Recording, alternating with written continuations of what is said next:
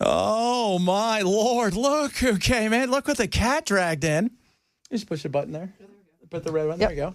Afton Payne is in the house. Matt was on earlier, Matt Van Epps with Chris Hand. And you were, Grace, kind enough to come in today, explain to you, why do you hate America? I do not hate America. You do? I'm the true patriot. On Fox. You hate America. I'm the true patriot. So you hate America. That's what it says on Fox. You know, whatever they have said, it's because they don't have a plan to address the rising cost of living in this state. Well, affordability is a big issue, and people want to talk about that. But you know what? There's a lot of stuff out there, and you and I are chatting off the air, that, look, context matters. Absolutely. You said some stuff on a podcast a few years ago. I'm not going to get...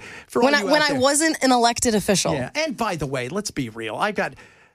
Several of you have said, you know what, I kind of agree with her on that pedal taverns and the woo-woo girls. I mean, I want their money and I want them to come here. I just don't want them to be in front of me. And we all agree on that as well. But let's talk about, the police issue, is a big issue for a lot of people here.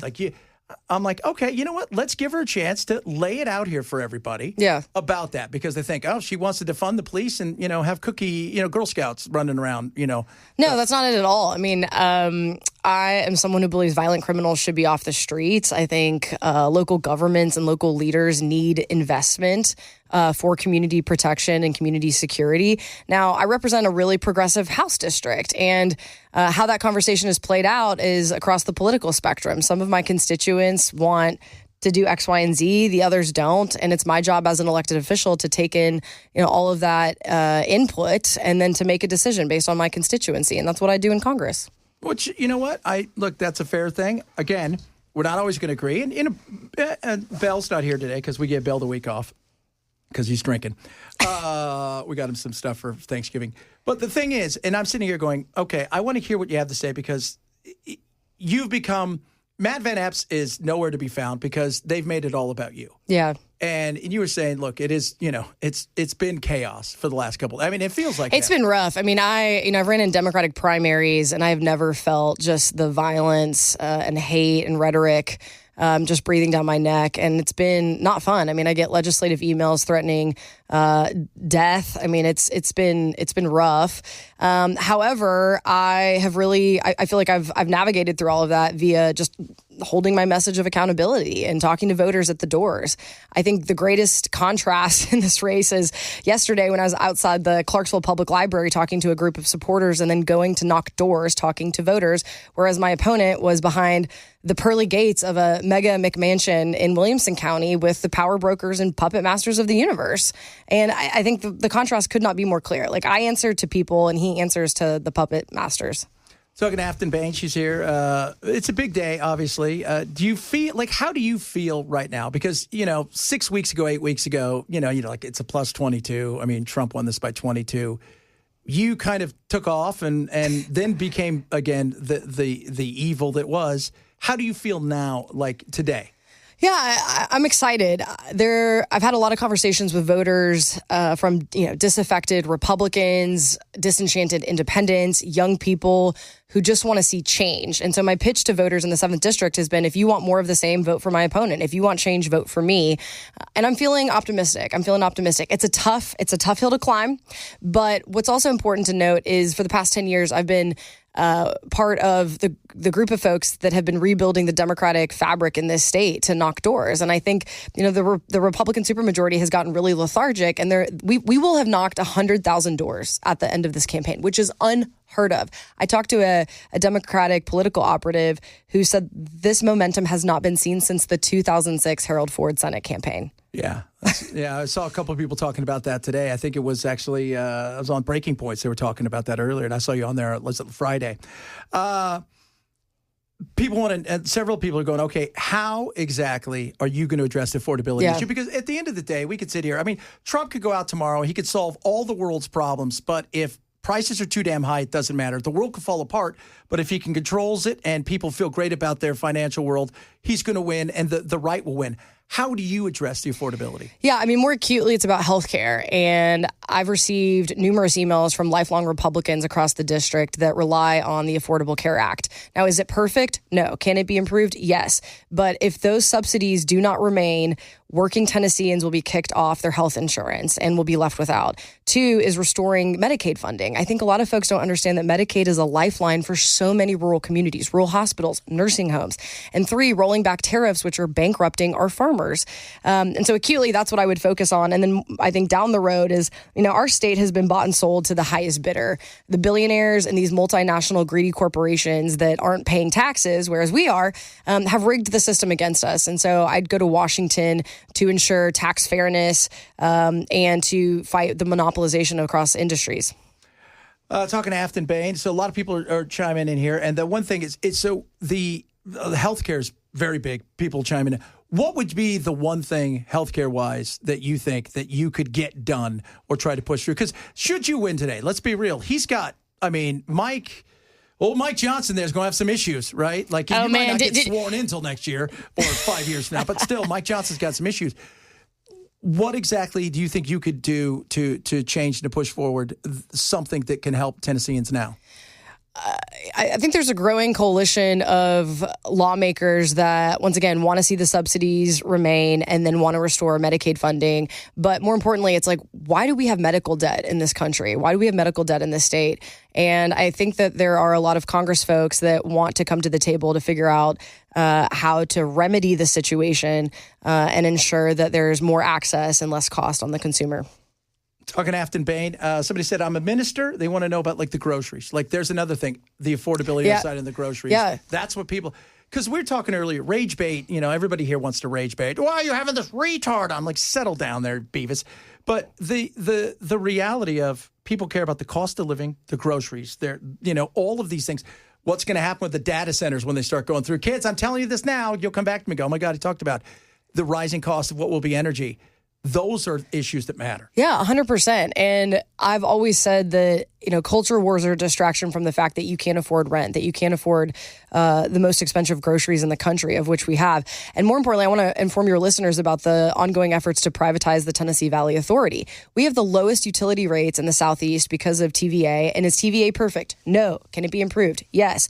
However, the federal administration is working overnight to install Lee Beeman, the walking scandal himself, on the board in an effort to privatize it. And if that happens, we can see more data centers, we'll see our costs go up, and that'll fall back on to the consumer. So I've been very outspoken about that from day one. And I'm telling you guys, data centers, do not sleep on this. Go look around places like Virginia, which, yes, because it's near D.C. and stuff, but you're seeing these places go in, and the amount of energy it sucks. And, oh, goodness me. All right, let's move on from there. We're talking to Afton Bain. Immigration. That's going to be a big. You're going to be dealing with that. Obviously, yep. You got rather popular during the summer when you're out there going, "We're following ICE. Yeah. ICE is evil." How do we have a real situation where we address this without the rage baiting and stuff? Yeah. Immigration, yep. Because we need to address it. We do. Yeah, we do. Well, I called into your show, if you remember correctly, and I told you that at the time I had been talking to my Hispanic constituents who are voters who told me that racial profiling is their number one issue. And call me a small C conservative, but I don't think masked federal agents pulling people off the streets, throwing them into vans is the answer to our immigration woes. I just don't see that. I think both parties have kicked the can down the road when it comes to immigration reform, and I want to be part of the solution, not part of the problem. Yeah. And not part of the talking points. No. And so let's just say you get in there and you have a chance to have, you get your say on immigrant. What would you like to see happen? I mean, a fair, realistic thing, because I always tell everybody it's weird that we're going to deport 12 million people. Look, Biden dropped the ball on this. He just said, whatever. Right. Both, and then everybody all administrations, came in, and like you said, they've kicked it down since Reagan. They've kicked the can down the road because both sides benefited from it. What are you going to do to say, all right, you know what? We can't have illegal immigration unfettered, but we got to have a way to check these people. And some of these people we have to modernize. We have to modernize. I mean, the system we have is antiquated. It's not helpful for those that are seeking asylum. I mean, they have to wait months without any support whatsoever. I am in favor of those children that are American citizens to remain here through a legalized process. But like I said, both parties have kicked the can down the road, and I'd be more than happy to be part of the ongoing discussion as to how to fix it. Talking to Afton Bain, she's here. She's running for the 7th. I don't know if you guys know this is a voting thing here today. Something going on. Have you talked to Matt? Because Matt said nice things about you. Yeah. No.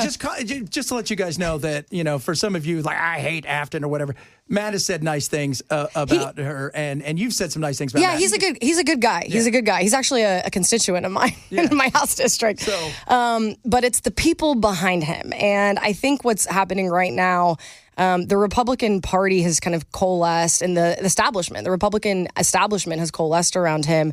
And I just don't know who he answers to, right? Like, I think those that, even if you disagree with me, my politics, I'll have a conversation with you, including constituents who don't agree with me. And I'm someone that you can trust, who doesn't answer to the special interest. And he is bankrolled by special interest and all this money that is poured into this race. There's been a lot. Well, you've had money poured into your That's true. And once again, I'm the only one that has been endorsed by Citizens United. I'm the only one from the get-go that has said we need dark money out of politics. I don't hear that from his side. No, I'd love to see. I think all of us love to see dark money out of politics. 100%. Who wouldn't want that? It's bastardized our democracy. And even though this race, just the influx of money into this race, I'm someone who has said unequivocally, we need dark money out of politics from day one. And I'm the only candidate that hasn't accepted corporate PAC money. Yeah. Which I can applaud you for that. And everybody out there is like, I don't like it. Well, that's fine. But no corporate PAC money. Good God, it's just ridiculous. And I'll say this again, both of you guys, the ridiculousness of your ads is driving me crazy, as everyone else. What was the one with the banjo? Oh, man, that wasn't ours. That wasn't ours. Oh, my God, it was awful. I will say that we have heard from voters. They've applauded our efforts on our campaign to remain positive. I know there's negative ads about him, but we have been dogged about the affordability message, how I want to go to Congress to be part of the solution. And like I said on the campaign trail, if you're upset about the chaos in Washington and the cost of living, then I'm your candidate. Yeah, no, thank you very much, Louis. The cost is a big deal, obviously. Crime. A lot of people hear about crime, right? They think you're so soft on crime. You want to do what California has done, what New York has done. Nothing's a crime. Everybody's free on the streets. What say you? I don't feel that way at all. And I don't know where that would be coming from. So in the state legislature, the problem in the state legislature is votes that I've taken, they stuff it with a bunch of bad things. So what might be good for, increased training for police officers or more support for firefighters is tethered to things that I probably wouldn't vote for, or my district doesn't want me to vote for. So I think through this, it's like I have my own personal opinions, but I'm someone who holds a lot of town halls, engages with constituents at a very granular level, takes that into consideration, and then votes as such. And I can't say that about my opponent. When you go out, and because I'm sure you go out and people recognize you, although right now you got your North Face on, you get your hat, like you're trying to hide. My Clarksville Firefighter Department hat. I just got it. When you go, what is it like? Do you get attacked? Do you? Because I always feel like everybody's they're a big talk till you get them in front of their face. Yeah, and I'm sure you've experienced that. It's been really positive. I was in Dixon, in a rural county, and at the Christmas lighting, and folks were coming. I could hear them whispering behind my back, like, "Oh my gosh, is that Afton Bain?" So I think the folks that are online. there has been a lot of hate. We can talk about how I do love country music. But there's just been a lot of, rhetoric, and it's been spewed. And I'm just asking folks to give me a chance and to, give me some grace. No, very interesting.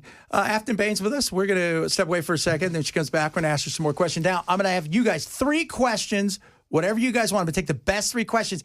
And enough with the ridiculousness. Okay, everybody take a deep breath. Enough with the ridiculousness. Jiminy Cricket. She's in studio. She'll be with us. We're going to talk to her. We've got your 3 questions coming up. So text as well. It is Jeb Benson, Super Talk 997. Afton Bain in studio. She came in. Oh, my God. You're on TV right up there. Look at that. Oh, there's me. There you are. And there's a murder right now. That's not you. Although some people out there probably think so. All right, let's talk about, I gave several people out there 3 questions. Throw it out there. Let's talk about, first and foremost, why did you vote against the hospital bill?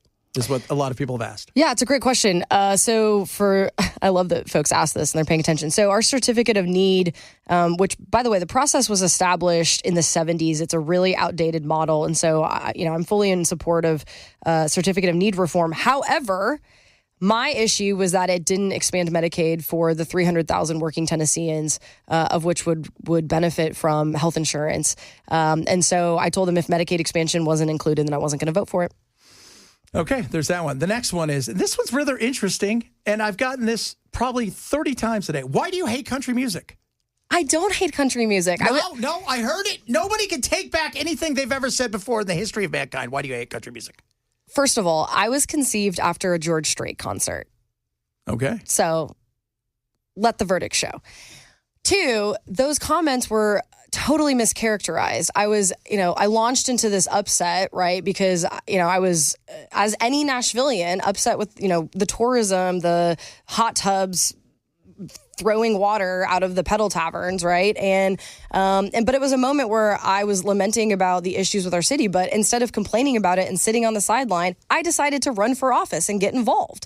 So, to all my pitch that you have upsets about your city, get involved. Country music just happened to be thrown in that. I do not hate country music, so. Okay. You do not hate country. So let that be said. Now, none of you will believe that, although somebody just said country music does suck. You can't win. You can't win. No, you can't win. Favorite country song, somebody wants to know. There you go. Amarillo by Morning, George Strait. Oh, there you go. It's probably the only one she knows, right? I can also sing it. So Afton Bain's with us. So the other thing, and look, the reality is you're going to be working for the 7th, right, if you win this, but you're going to D.C. It's a whole nother world there. It really is. And you get there, what is that going to be like? Because you got the, Burchett just said, what did he say earlier today? You're like AOC, but not as friendly. And by the way, I've met AOC. She's very friendly. Afton's very friendly. And somebody said, why are you nice to her? Because she's our enemy. She's not an enemy. My God, you people. We all have to live together, y'all. We have to live together. My colleagues in the legislature would disagree with that. I have a lot of relationships across the aisle.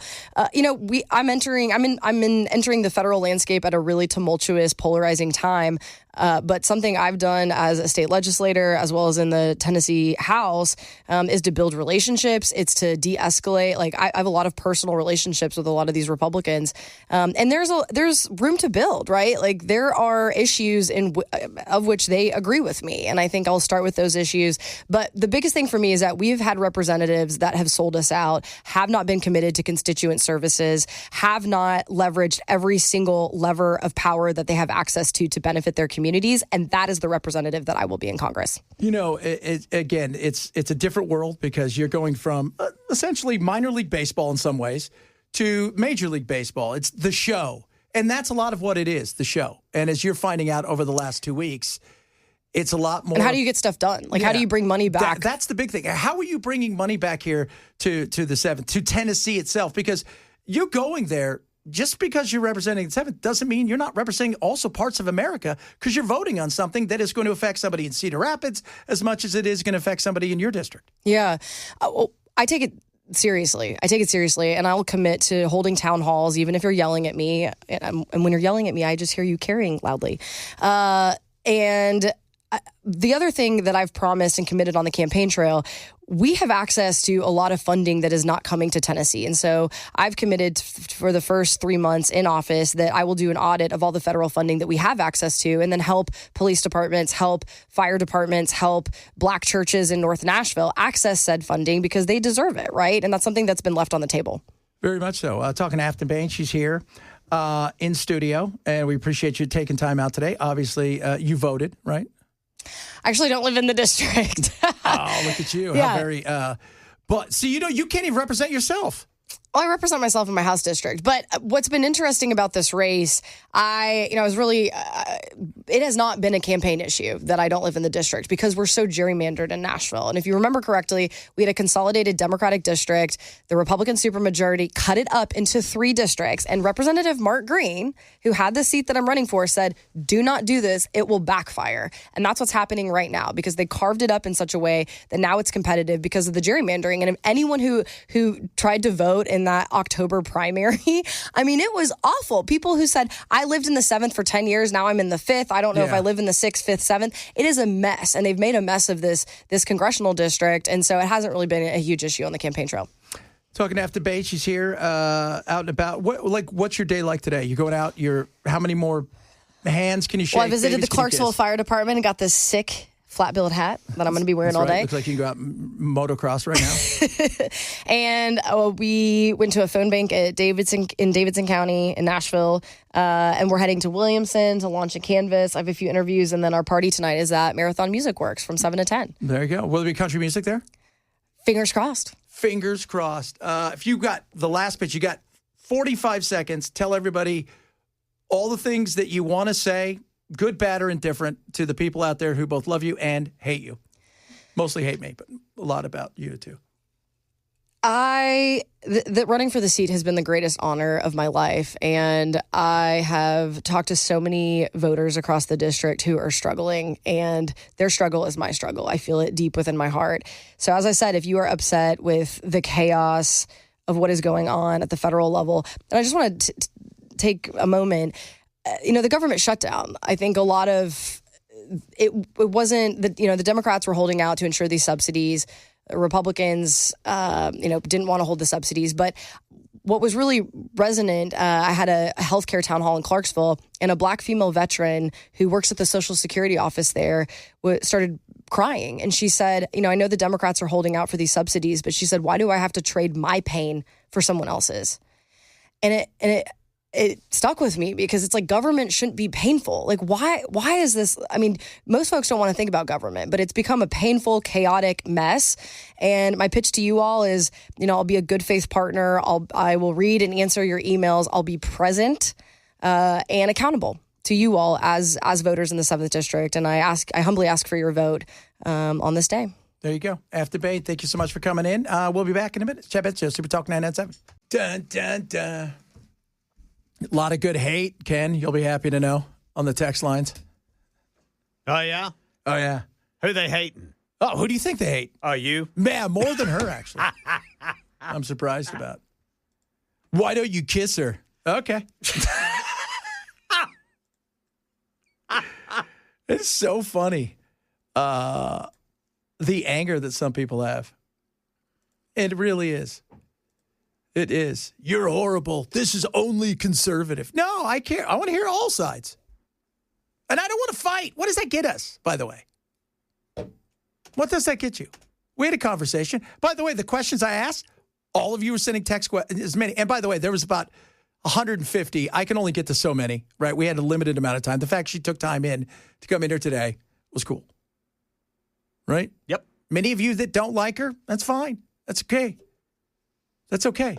Well, you're this, you're that. You don't even know what I am, because you're too busy forming an opinion based on the fact that I don't have a dislike. By the way, everybody I have met that knows her, even on the right side of the aisle that's gone up against her, has nice things to say about her, including Matt Van Epps. Doesn't say he hates her. What? Just try not to mix your feelings with politics and then just personal relationship. There you go. That's it. Somebody said to me, you should be destroying her. She's our enemy. No, she's not. She's a fellow American, has a different point of view on a lot of things I disagree with. But she's not an enemy. Trust me, there are enemies out there. She ain't one of them. Okay? That's the beauty of the country we live in. We all have differing points of views. Get out of your echo chamber. And I've said it earlier. Do I think she's going to win? No. Do I think it's going to be close? Again, I have no idea. Could end up being a blowout. And it could end up being much closer than we think. We'll find out what the turnout looks like today. Some of you said the turnout's kind of quiet where you are. Some of you said it's been pretty good. So we'll find out. And what's the weather like? Are we getting any snow anytime soon, Ken? I hope not. Let me check. This better not piss me off. Lingering showers, then dry weather through Thursday. So cold air sets in today. Slight warming on Wednesday. Foggy Wednesday morning. But it looks like we're drying up, brother. Next chance of rain is on Friday. No mention of snow. Yay for Brother Ken. Yay for Brother Ken.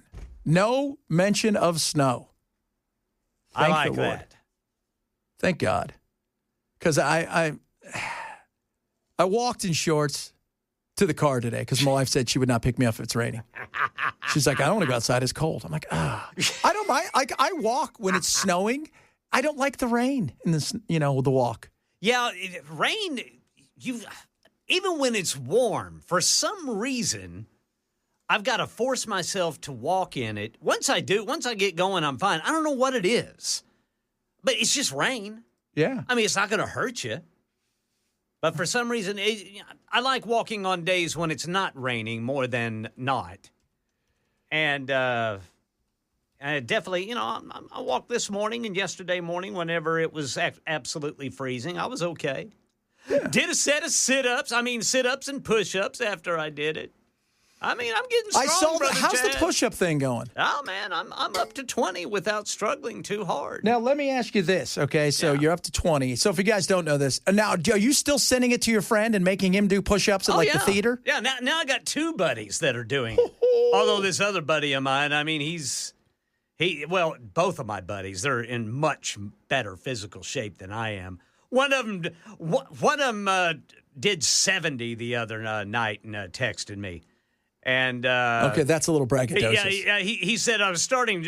He said I was starting to struggle there, and I said, "Yeah, me too." I said I stopped at 20. Whoa! I stopped at 20. I don't know, but with my arm, I don't know how many I can do. I can do a ton of some incline ones, but the ones straight down, it's just I can barely do anything with my right arm. Like even when I play pickleball now, it takes me about 15 minutes before I can even, like, if you hit me an overhead, I'm just going to let it go over my head and go back and get it. Can't raise it? It's so bad. It's and your shoulder? It loosens up. Is it your shoulder? Yeah. Oh, okay. It's almost like I have a torn labrum, like I shouldn't be pitching this year, which I don't think I will be. You haven't been called up yet, huh? Yeah. No, I haven't. By the Doyos. So, hold on here. Somebody said, Sally's got our snow right here, she says. Oh, that is very snowy. Oh, well, don't send Sally's it here. House. So it snowed at Sally's house? I guess so, or at least on the road. I like Sally. Mm-hmm. Never met Sally, but I like her. She's always chatting with us. Oh, yeah, I know. And look, she'll be mad at me, and I'm okay. Look, it's okay to be mad. What you people want, just a lot don't of you, hate. That's just it. The hate.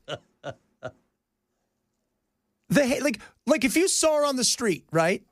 And you wanted to go up and scream and yell at her, what would that accomplish? Outside of the fact that you would be unhinged. And you'd be one of those people. Would you like it if somebody wandered over to Matt Van Epps and started screaming? No, that's an asinine thing to do. It is. It's so amazing the disdain that people can have. Well, she's this or she's that. Yeah, you know what? A lot of politicians are those things. By the way, both sides have failed you. I'm here to tell you that right now. You could be all like, oh, the Republicans suck. They're not Republicans. They're not conservatives. They've done very little for you at this moment in time. They haven't. Wall Street's getting fatter. Main Street's getting smaller. I think it's Congress that has the lowest approval rating. Like I said, gonorrhea has a higher approval rating. And the reason is because at least you're having fun getting gonorrhea. Not with Congress. The numbers, and by the way, for those of you who are hardcore MAGA, great. You're 25%. You need 50%. What about the rest of the Republicans? What about the independents, which is what I tell you guys to focus on? Focus on the world of independents because they get you across the line. And they're not happy. And a younger generation, by the way, is not sold by ideology, is not sold by names or D&R. They're looking at results. And the results right now, I mean, people are frustrated. They are. It's carried over from the Biden administration. Oh, 100%. This isn't all Trump or the Republicans. By the way, both sides are corporations that have been digging deep in the pockets of Americans. You know what's shrinking? The middle class. The engine that built us, that many of you are shrinking. And your generation below, the kids that you're raising, unless you leave them stuff, they're not going to have the same kind of lifestyle you did. It isn't. And they're frustrated. And by the way, they're the biggest voting bloc. That 18 to 34, that's massive. That is. And surprisingly, they're not all just left.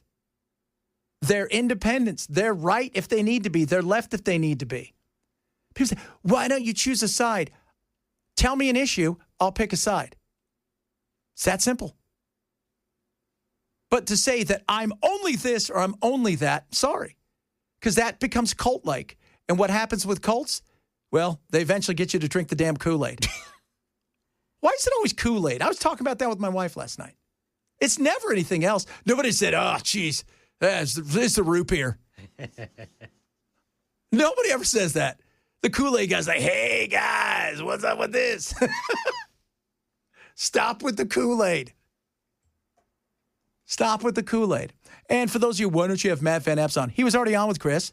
I've invited him on the show a gazillion times. He could call in right now. He could.